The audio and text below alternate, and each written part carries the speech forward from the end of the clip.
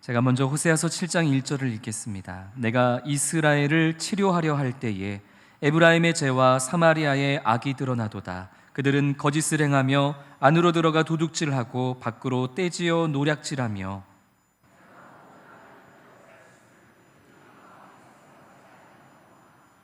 그들의 행위가 그들을 에워싸고 내 얼굴 앞에 있도다. 그들이 그 악으로 왕을 그 거짓말로 지도자들을 기쁘게 하도다. 그들은 다 가늠하는 자라 과자 만드는 자에 의해 달궈진 화덕과 같도다. 그가 반죽을 뭉침으로 발효되기까지만 불일 일으킬 뿐 그칠 뿐이니라. 우리 왕의 날에 지도자들은 술의 뜨거움으로 병이 나며 왕은 오만한 자들과 더불어 악수하는도다. 그들이 가까이 올 때에 그들의 마음은 간교하여 화덕 같으니 그들의 분노는 밤새도록 자고 아침에 피우는 불꽃 같도다. 그들이 다 화덕같이 뜨거워져서 그 재판장들을 삼키며 그들의 왕들을 다 엎드러지게 하며 그들 중에는 내게 부르짖는 자가 하나도 없도다. 에브라임이 여러 민족 가운데 혼합되니 그는 곧 뒤집지 않은 전병이로다. 이방인들이 그의 힘을 삼켰으나 알지 못하고 백발이 무성할지라도 알지 못하는도다. 이스라엘의 교만은 그 얼굴에 나타났나니 그들이 이 모든 일을 당하여도 그들의 하나님 여호와께로 돌아오지 아니하며 구하지 아니한도다. 에브라임은 어리석은 비둘기같이 지혜가 없어서 애굽을 향하여 부르짖으며 아수르로 가는도다. 그들이 갈 때 내가 나의 그물을 그 위에 쳐서 공중의 새처럼 떨어뜨리고 전에 그 회중에 들려준 대로 그들을 징계하리라. 화 있을진저 그들이 나를 떠나 그릇 같음이니라. 패망할진저 그들이 내게 범죄하였음이니라. 내가 그들을 건져주려 하나 그들이 나를 거슬러 거짓을 말하고 성심으로 나를 부르지 아니하였으며 오직 침상에서 슬피 부르짖으며 곡식과 새 포도주로 말미암아 모이며 나를 거역하는도다. 내가 그들 팔을 연습시켜 힘있게 하였으나 그들은 내게 대하여 악을 꾀하는도다. 그들은 돌아오나 높으신 자에게로 돌아오지 아니하니 속이는 활과 같으며 그들의 지도자들은 그 혀의 거친 말로 말미암아 칼에 엎드러지리니 이것이 애굽 땅에서 조롱거리가 되니라. 아멘. 우리는 오후 찬양 예배 때마다 호세아서의 말씀을 통해서 우리를 향하신 하나님의 마음이 어떠한지에 대해 계속해서 살펴보는 가운데 있습니다. 특별히 지난 호세아서 6장에서는 죄악을 반복해서 일삼는 당신의 자녀들, 이스라엘 백성들을 향해서 진노하시고 징계하시고 심판하시는 하나님이시지만, 그러나 그들의 하나님의 자녀를 향한 하나님의 진정한 마음, 진의는 오히려 그들을 낫게 하시고 싸매어 주시고 회복시키시고 다시 일으켜 주시는 분, 그것이 하나님의 마음임을 우리는 이스라엘을 향한 하나님의 진노와 심판 중에도 호세아서의 말씀을 통해 함께 살펴본 바 있죠. 이러한 하나님의 마음을 알았던 호세아 선지자는 온 이스라엘 백성들에게 뭐라고 외쳤죠? 오라, 우리가 여호와께로 돌아가자. 우리가 여호와께로 돌아가자. 돌아갈 뿐만 아니라 여호와께로 돌아가서 무엇을 하자? 여호와를 알자. 힘써 알자. 이것이 우리를 징계하실 수밖에 없는, 우리에게 진노하실 수밖에 없는, 그러나 진정으로 우리의 회복과 나아짐과 싸매어짐을 원하시는 하나님의 마음임을 알았던 호세아의 외침이었던 것이죠. 우리가 여호와께 돌아가자. 무서워하지 말자. 하나님은 사랑이시다. 돌아가서 여호와 하나님을 더욱더 알자. 힘써 알자. 그러나 이러한 외침에도 불구하고 이스라엘 백성들은 그 죄악의 길에서 꿈쩍도 하지 않고 돌아서지 않았습니다. 우리 함께 7장 1절 오늘 본문 말씀을 같이 읽겠습니다. 내가 이스라엘을 치료하려 할 때에 에브라임의 죄와 사마리아의 악이 드러나도다. 그들은 거짓을 행하며 안으로 들어가 도둑질하고 밖으로 떼지어 노략질하며. 아멘. 1절에서 하나님 말씀하시죠. 내가 이스라엘을 뭐하려 할 때에? 치료하려 할 때에 이스라엘의 온갖 거짓과 도둑질과 노략질하는 그들의 죄와 연약함이 다 내 앞에 드러날 것이다 말씀하십니다. 이건 너무나 당연한 거죠. 환자를 치료하기 위해서 의사가 그 환자를 수술하기 위해서 수술실에 들어갔을 때 그 의사 앞에 있는 환자는 자신을 치료해 줄, 수술해 줄 그 의사에게 자신의 연약함과 자신의 상처와 지금 자신이 어디가 회복되어져야 하는지를 낱낱이 있는 그대로 드러내고 보여줘야 되는 것 아니겠습니까?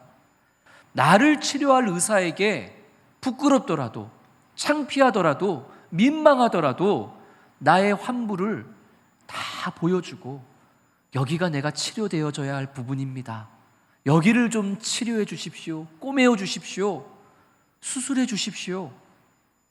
환자가 의사 앞에, 나를 치료해 줄 의사 앞에 나의 그 연약한 상처를 다 드러내야지만 원활하고 순적하게 수술과 치료가 이어지는 것입니다. 그러나 이스라엘 백성들은 어떻습니까? 지금 하나님께서 마치 의사처럼 이스라엘 백성들을 치료하려 하시는데 그들은 그 영적 의사이신 여호와 하나님 앞에 자신의 죄악들을 있는 그대로 드러내려 하지 않습니다. 여전히 자신들은 죄인이 아닌 것처럼 하나님을 속이려 하고 있었던 것이죠. 우리 2절 말씀도 같이 한번 읽겠습니다. 내가 모든 악을 기억하였음을 그들이 마음에 생각하지 아니하거니와 이제 그들의 행위가 그들을 애워싸고 내 얼굴 앞에 있도다. 아멘. 이스라엘 백성들, 특히 오늘 본문은 북이스라엘 백성들을 향한 말씀인데 이스라엘 백성들은 자신들의 죄와 연약함과 범죄함이 하나님 앞에 다 드러나고 하나님 앞에 기억됨이 되었다는 사실을 어떻게 했다고 이야기하죠? 마음에 생각하지 아니하였더라 라고 이야기합니다. 하나님 앞에 자신들이 얼마나 범죄하고 있는지에 대해서 대수롭지 않게 여겼다는 거예요. 그것이 이 북이스라엘에 계속된 비극이 연속되었던 이유입니다. 죄를 짓는 것 그 자체도 물론 나쁜 것이지만 그것보다 더 나쁜 것은 하나님 앞에 내가 범죄했다는 그 사실에 대해서 대수롭지 않게 여기며 죄에 죄를 더해가는 것, 이것이 믿는 자에게는 비극인 것이죠.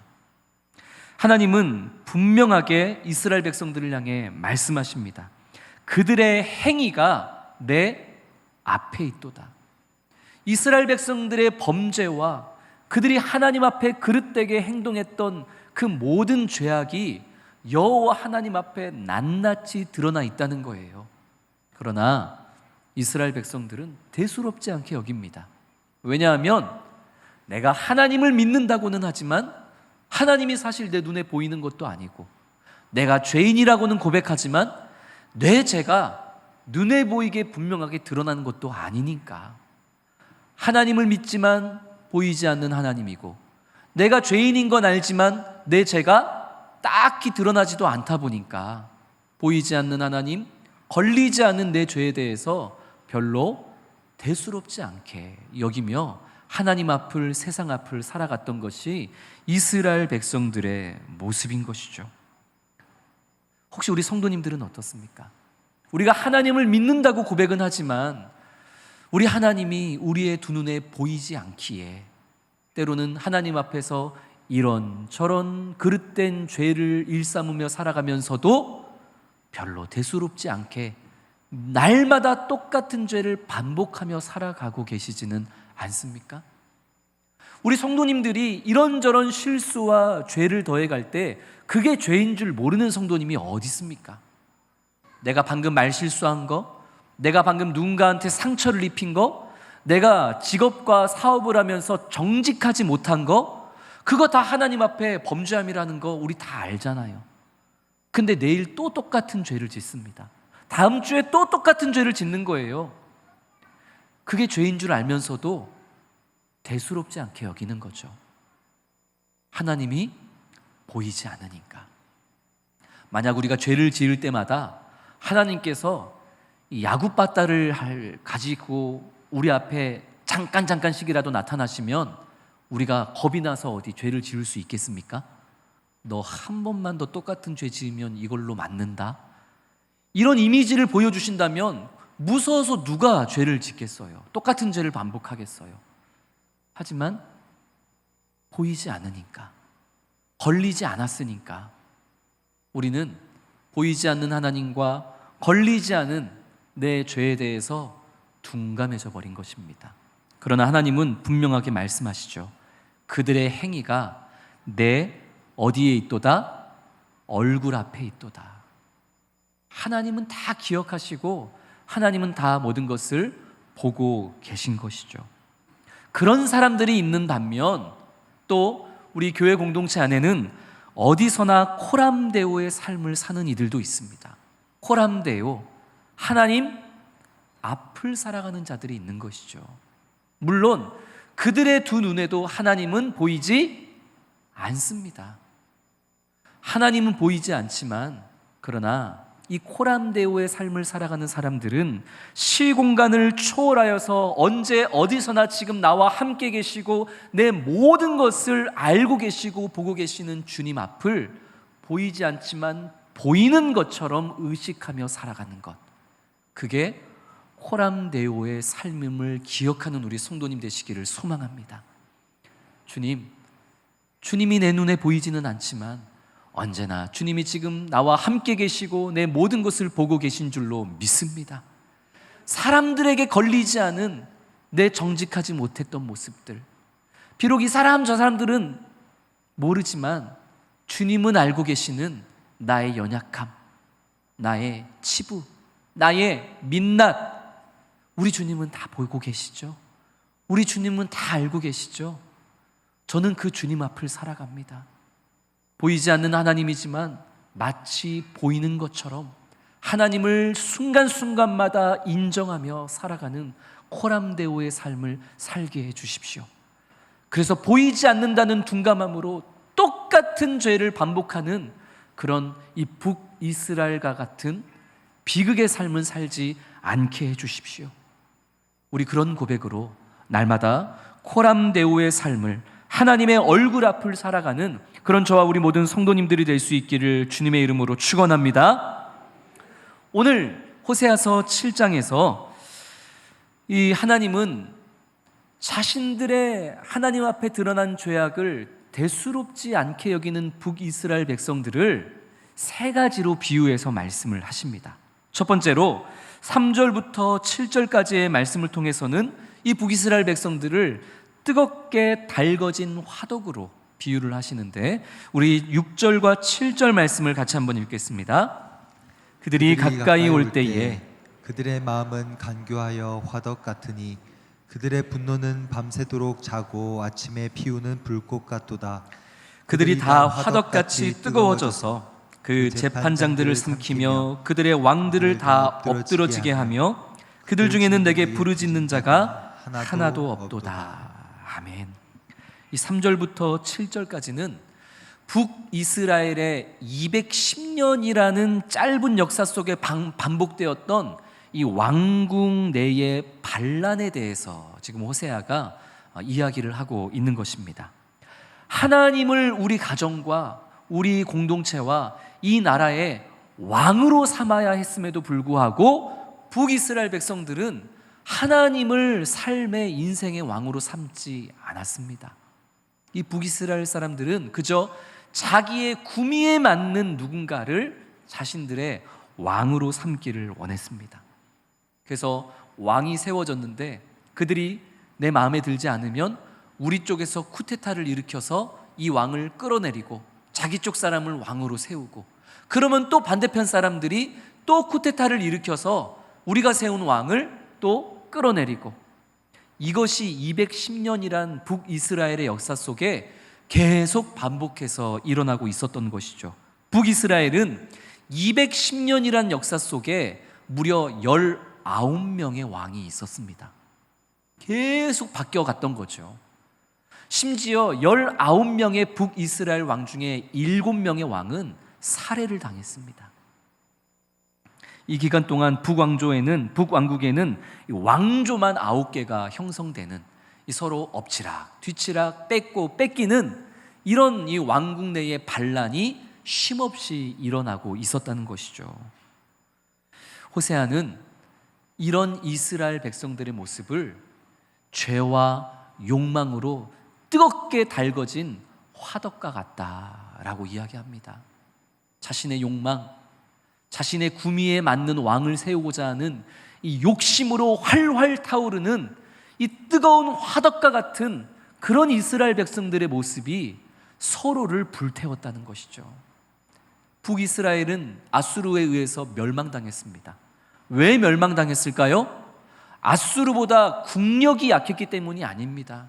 군사력이 약했기 때문에, 북이스라엘의 정치 외교가 약했기 때문에 북이스라엘이 멸망한 게 아니라, 오늘 본문의 말씀처럼 그들이 자신들의 욕망과 욕심을 절제하지 못하고 활활 타오르는 이 뜨겁게 달궈진 화덕처럼 욕망과 욕심으로 서로를 불태워 죽이는 가운데 북이스라엘은 자멸하고 말았다는 것이죠.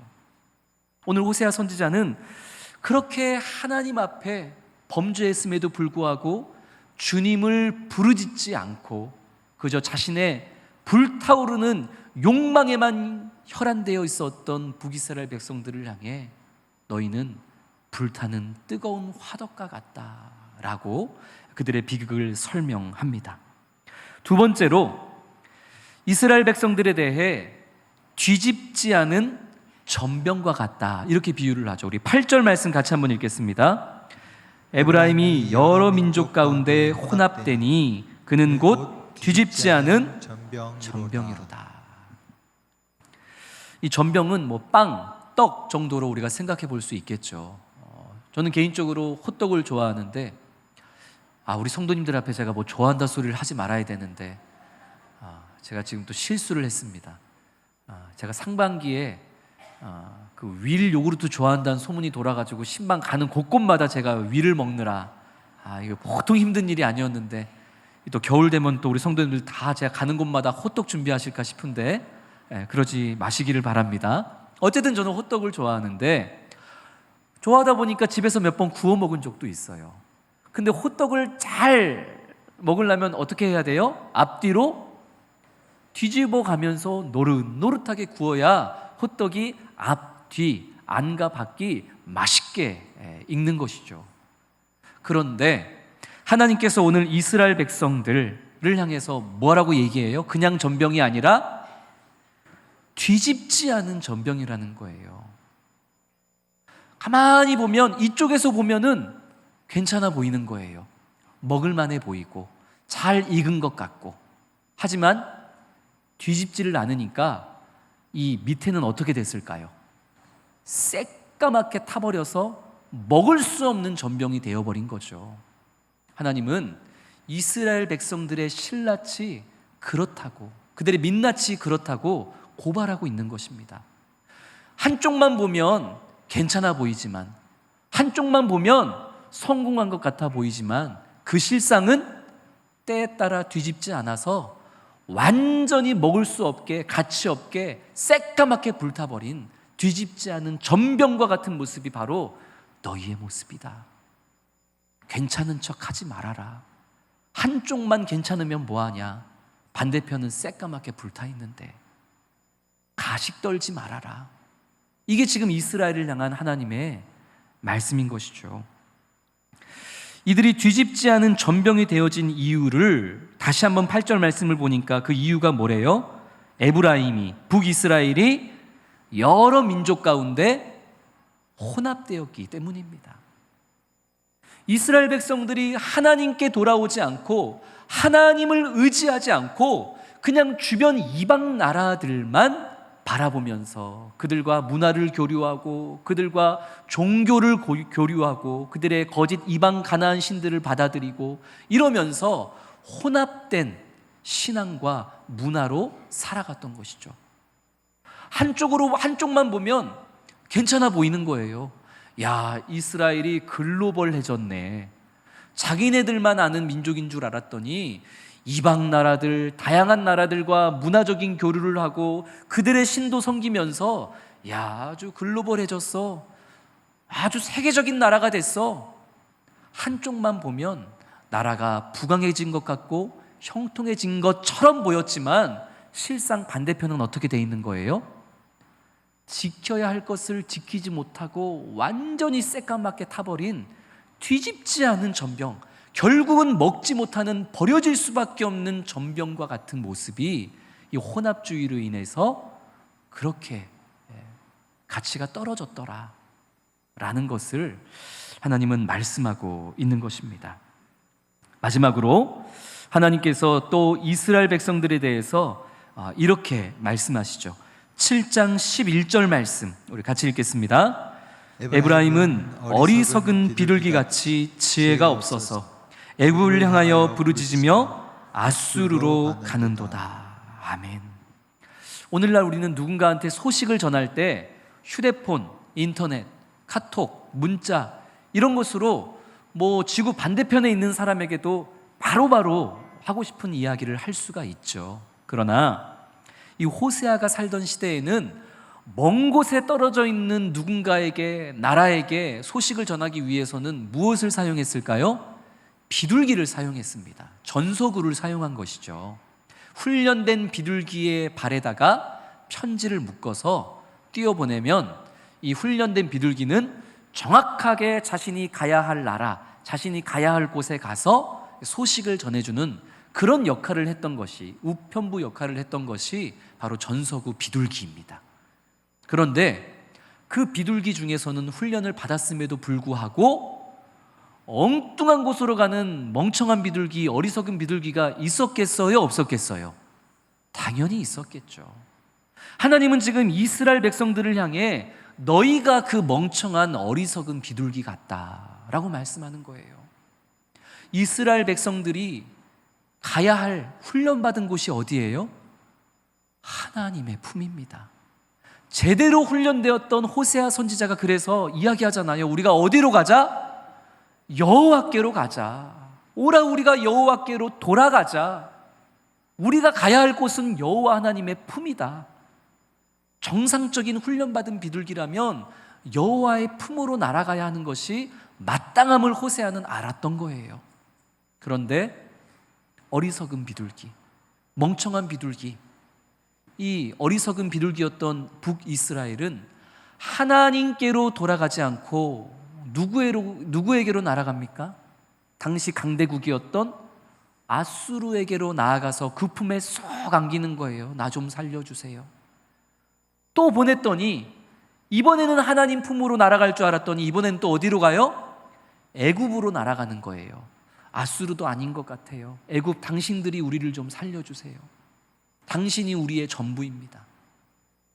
멍청한 비둘기, 어리석은 비둘기, 어디로 날아가야 할지를 잃어버린 비둘기, 그래서 결국 망하는 비둘기, 그게 바로 이스라엘 너희의 모습이다.